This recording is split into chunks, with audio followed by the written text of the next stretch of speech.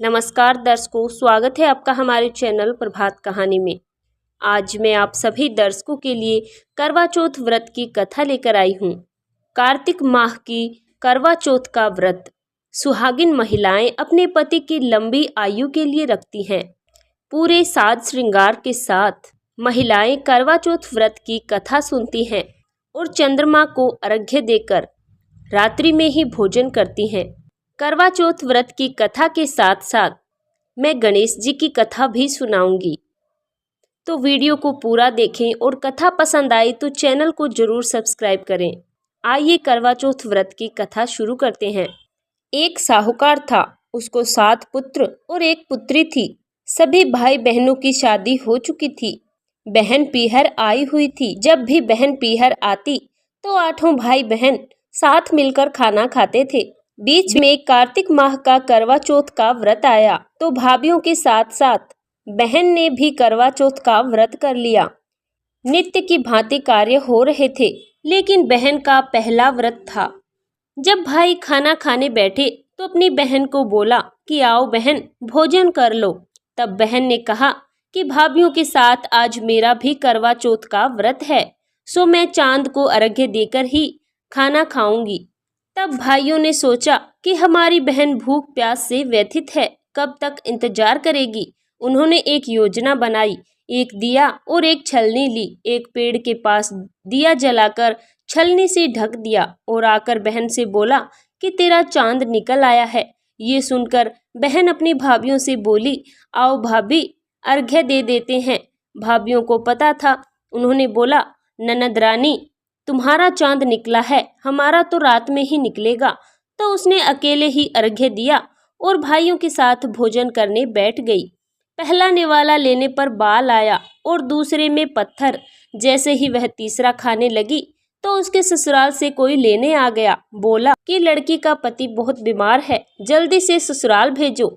तब उसकी माँ बोली, साड़ी पहनकर ससुराल चली जा और सोने का टका पल्ले में बांध दिया और कहा कि रास्ते में जो भी मिले उसके पैर छूकर आशीर्वाद लेती जाना। जो भी सुहाग का आशीर्वाद दे उसको ये टका दे देना। उसने ऐसा ही किया। सभी ने उसे आशीर्वाद दिया। ठंडी हो, सब्र करने वाली हो, 7 भाइयों की बहन हो, तेरे भाई सुखी रहे। लेकिन किसी ने भी सुहाग का आशीर्वाद नहीं दिया। ससुराल में पहुंचते ही दरवाजे पर छोटी ननद खड़ी थी तो उसने उसके पैर छुए तो ननद ने कहा, 7 पुत्रों की माँ हो, तेरे भाइयों को सुख मिले। यह बात सुनकर जो सोने का टका माँ ने दिया था वह खोल कर दे दिया। अंदर गई तो सासू ने कहा कि ऊपर मुंडेर पर जा बैठ जा।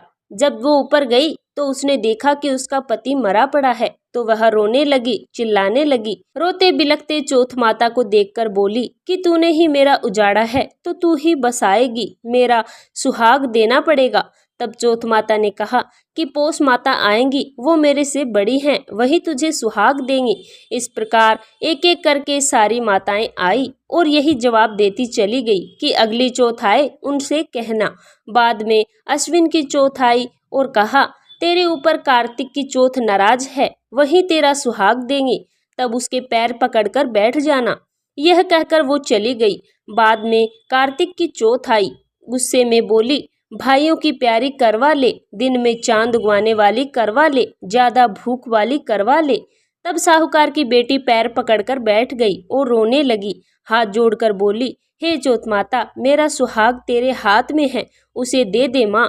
चौथ माता ने बोला, छोड़ पापनी हत्यारिनी, मेरे पैर पकड़कर क्यों बैठी है। तब साहूकार की बेटी बोली कि मेरे से बिगड़ी थी, तुम ही सुधारो, तुझे मेरा अमर सुहाग वापस करना पड़ेगा।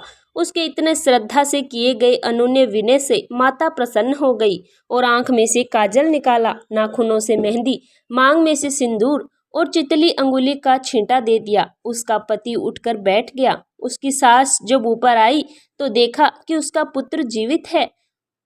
यह देखकर वह बहुत खुश हुई और सारी नगरी में ढिंढोरा पिटवा दिया कि पति की लंबी उम्र के लिए सभी सुहागिनें करवा चौथ का व्रत करें। हे चौथ माता, जिस प्रकार आपने साहूकार की बहू की लाज रखी वैसे सभी की रखना। कहानी कहने वाले और हुंकार भरने वाले की मनोकामना पूरी करना। अब मैं आप सभी को गणेश जी की व्रत कथा सुनाऊंगी। एक सास बहू थी। सास बहू को खाना नहीं देती थी। बहू रोज नदी पर जाती, जाते समय घर से आटा ले जाती, नदी से पानी लेती और आटा गूंथ लेती। पंसारी की दुकान से थोड़ा गुड़ घी खरीद कर लाती और शमशान की चिता पर रोटी सेकती। रोटी चूर कर घी गुड़ डालकर चूरमा बनाती। पास ही मंदिर में विनायक जी की पूजा करके भोग लगाती और फिर खुद खा लेती। ऐसा बहुत दिनों तक चलता रहा। विनायक जी को ऐसा देखकर बहुत अचंभा हुआ। उन्होंने अपने मुंह में उंगली रख ली। बहू तो घर आ गई। दूसरे दिन मंदिर के पट खुले तो लोगों ने देखा विनायक जी के मुंह में उंगली है और आश्चर्य करने लगे। सब लोग मंदिर में इकट्ठे हो गए। कहने लगे कि जो कोई विनायक जी के मुंह से उंगली निकलवाएगा उसको इनाम दिया जाएगा। सभी ने अपनी अपनी कोशिश की लेकिन कोई फायदा नहीं हुआ। बहू ने अपनी सास से कहा कि मैं कोशिश करती हूँ। सास बोली, इतने बड़े बड़े कुछ नहीं कर सके तो तुम क्या कर लोगी? पर बहू ने कहा, मैं विनायक जी के मुंह से उंगली निकलवा दूंगी। गांव वाले मंदिर के आंगन में एकत्रित हुए। बहू आई, निज मंदिर में जाकर कपाट बंद कर दिए और विनायक जी से बोली, मैं मेरे घर से आटा लाती, नदी से पानी लाती, पंसारी से गुड़ घी लाती, चिता पर रोटी सेकती, इसमें आपको क्या आपत्ति हुई? आपको मुंह से उंगली हटानी पड़ेगी। विनायक जी ने सोचा, इसने पहले मुझे भोग लगाया, सच्चे मन से मेरा ध्यान किया, इसकी बात तो माननी पड़ेगी, और उंगली निकाल ली। बहू ने मंदिर के दरवाजे खोले। लोगों ने देखा कि विनायक जी ने उंगली हटा दी है। गांव वाले कहने लगे, बहू तू क्या जादू टोना करके आई है जिससे विनायक जी ने उंगली हटा दी? बहू ने कहा, मेरी सास मुझे भोजन नहीं देती थी, तब मैं घर से आटा, नदी से पानी, पंसारी से घी गुड़ लाकर चिता पर उसे सेक कर विनायक जी को भोग लगाती थी, फिर खुद खाती थी। इसलिए विनायक जी को अचंभा हुआ और उन्होंने उंगली रख ली। अब उंगली हटा दी है। जैसे ही विनायक जी ने बहू से प्रसन्न होकर उसका मान बढ़ाया, वैसे सभी पर विनायक जी महाराज अपनी कृपा बनाए रखे। जय विनायक जी महाराज।